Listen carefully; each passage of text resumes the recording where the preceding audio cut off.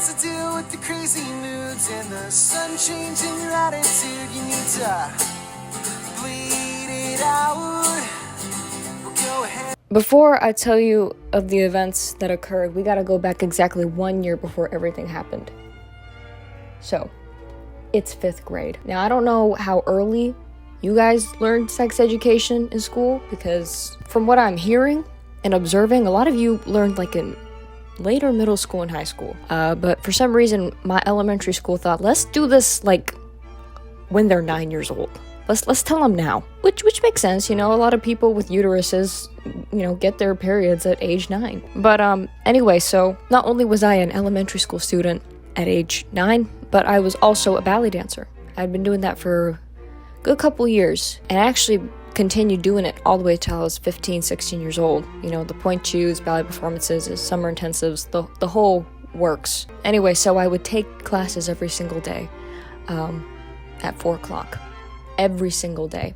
And then rehearsals on Saturdays at this ballet school. And I was also a part of their pre-professional company for 8 years. And twice a year, we have these big performances that we prepare for. You got Nutcracker during the winter, and then you've got a spring production. Cinderella, Sleeping Beauty, changes every other year. And to prepare for both of those big performances, you gotta do a dress rehearsal. But because there are so many people involved, we got 2 casts. Okay, not only that, but we got lighting and costumes. Anyone who's ever done any sort of theater productions, you understand. And so twice a year, the day before our first performance, we would do a 12-hour dress rehearsal, because we would run through the entire show twice, because there are 2 casts of people. Not just that, but there's also, like I said, lighting and errors and things can go wrong. So twice a year, one for the winter production, you have 1 day where you do a 12-hour dress rehearsal. Spring, 1 day, 12-hour dress rehearsal. And it's always the day or a day 2 before the first performance. And the first performance was on a Friday. So that meant that the dress rehearsal was on a school day. So most of the dancers either didn't go to school that day or they did a half-day thing.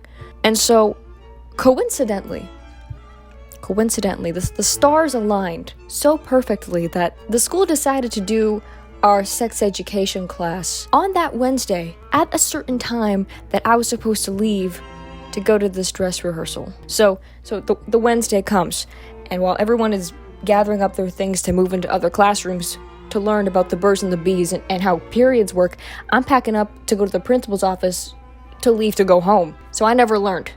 I was completely out of the loop the entire time. I was lost. But you know, you're in 5th grade. That stuff's not gonna happen for a while. Right? 1 year later. Exactly 1 year later. It's time for the dress rehearsal again. Because I'm doing this Nutcracker thing again. Now I'm in 6th grade. That's big for me, okay? I got 4 roles this year. 4. That's a lot. And it's both casts. I'm not switching between people. I'm doing all the roles. And so I do my regular thing. I go to school, half day, and then I go home. Now, my mom can't take me this year to the Performing Arts Center to do this dress rehearsal because she's got work. So she takes me home, and we have a carpool. I've been doing carpool recently. I've been going to classes with this one girl who lives near me, so they offer, hey, we'll take you to the dress rehearsal. I'm like, great, sounds perfect. For the majority of this dress rehearsal, we're in costumes. And you can't sit in the costumes. It's against the rules. You can't sit in the costumes. So, you know, it's a good idea to go to the bathroom before you get there. You know, you go when you get there as well, but just to make sure everything's out of your system. I'm doing my hair. My mom's in the bathroom. She's getting ready for work, and I tell her, all right, I gotta go to the bathroom. I gotta go. So I pulled down my pants, and I'm going to the bathroom, and, well, so I wipe, and there it is. There it is. And at first I'm like, nah, it's too, like, that's not enough to consider it a period. As if I knew anything about periods. I was like, nah, let's just, one more time. Shit. So I start panicking. I open the door, I say, Mommy, what's this? Why is it continuing? She looks at me and she realizes what's happening. I'm having my first period. I'm having my first period right before my 12-hour long dress rehearsal, and I don't know what to do. All because exactly 1 year before that, I missed out on the instructions on what to do. So she looks at me, and the connection between a child and their mother, there's nothing like it. There's an emotional bond. There's something that both of them have, like some sort of psychic power between them. There's a connection that, cannot be replicated. So she sees how distressed I am, and she looks at me, and the kind, caring person that she is, she starts laughing. And I start crying even more. So, I don't know how anatomy works. I don't know where the blood's coming from. My mind is not, it's coming from here. I'm thinking it's coming from all angles. Like, it's from here. Everything's just slowly draining out. Like a, what's it called? Like one of those sand things in that Monopoly game. Like, it's all just gonna... The carpool is motoring to my location within 5 minutes. So she looks at me, she says, all right. Why don't you change out of your sweater tights that you have on right now over all your stuff? Because the reason she said this is because she wants me to be comfortable. She wants me not to worry about, being like restricted in the clothing that I already am in, which are tights and a leotard. So she suggests change out of those and put this skirt on instead. This Macy's summer skirt dress thing, so I can just move freely, right? Well, she did not explain to me that was her intention, wanted me to change. I took that as an impression of, oh God, the blood is coming from my thighs. That's where it's coming from. And the tighter my legs are compressed with sweater tights, the more blood will shoot out. That is what I thought, because she did not explain that she wanted me to change for comfort. I thought it was a matter of, I'm gonna die if I wear anything tighter than what I'm wearing now. So I start bawling even more. My mom doesn't understand why I'm crying. I'm thinking, it's over for me. I'm gonna be drained out like the Kool-Aid man. So I change out the sweater tights. I put this Macy's dress on. The carpool has arrived to my location. They are sitting outside. My mom has to go to work. I have to compose myself to some sort of degree that nobody can know that I am on my period. The thing is that with ballet, you're put into levels not based off age, but talent, and we're all different ages. A few were older, some were younger. I was kind of in the middle, and the period thing was kind of like, you don't talk about that. Not yet, at least. So I wasn't comfortable bringing this subject out to my friends. So I was in incognito mode. I was just kind of like, all right, no one can know. It's my little dirty secret that I'm becoming a woman today. My mom kind of shoves me out of the house saying, all right, have fun. Have fun. Have fun. Yeah, have fun. So I'm waddling to the minivan. I don't know how to walk.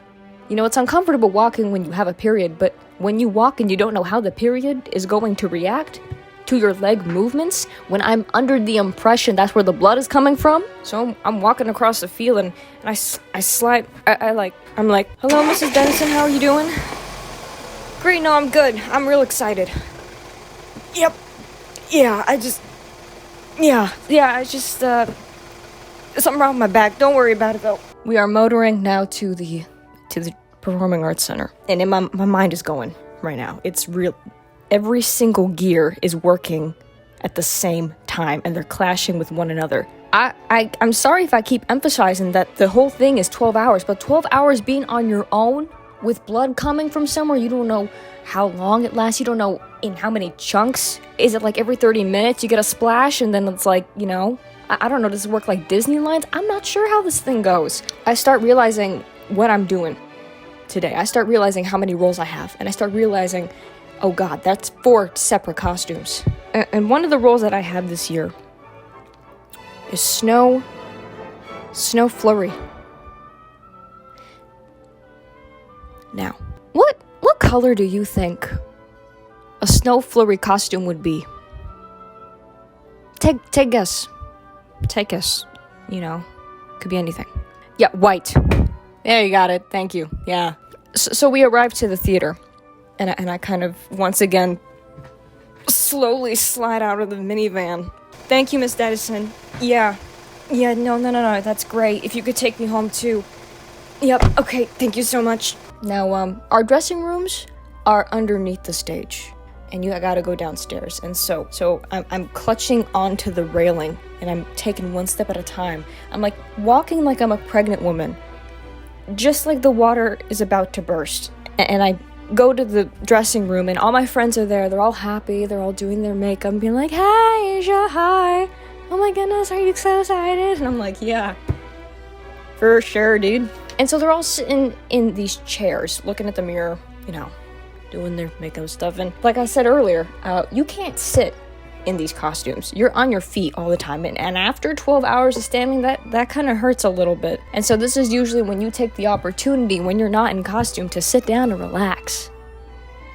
But I'm scared to sit down because a gusher is about to explode down there the moment I stand back up. And so I kind of kick the chair to the side where my mirror is, and I'm doing my thing, and my friend's like, what's going on? I'm like, oh, just preparing a little bit, 5 minutes go by. Someone enters the dressing room. They say, "Hey guys, food catering brought pizza for dinner." It's back upstairs. The food catering is back upstairs. So they're all like, oh my goodness, let's go get pizza. And they'll run out, and I'm left in the dressing room alone, hungry, bleeding out. And so, once again, because I am literally a child who doesn't know anything, I call my mom. And I say, Mommy, what's gonna happen to me if I eat the pizza? Can I eat pizza? She was like, you can eat pizza, it's fine, it doesn't matter. And then she hung up. The next 12 hours are a blur. They really are. I don't remember much. I think this is what started my trauma, and the event ended. And I made it through. Not a single leak. After that, I went home. And I cried so hard that night. And I was just relieved that it was over. That I did not have to get into tights and a leotard the next day. I was just... Well, the next day after that, first show. And then the next day after that, 2 shows. And then the next day after that, another show. So, that was my first period story. I wanted to share that for years. Like when I was 15, I was like, maybe I should start my YouTube career off of telling my period story. But for some reason, I thought 15 was too young to be talking about periods. It's not. I hear about people's first period stories. A lot of them are okay. A lot of them are worse. I think mine was pretty interesting, though. Anyway, thanks for watching. If you got anything crazier than that, drop it in the comments. I'm sure you do. That was pretty tame.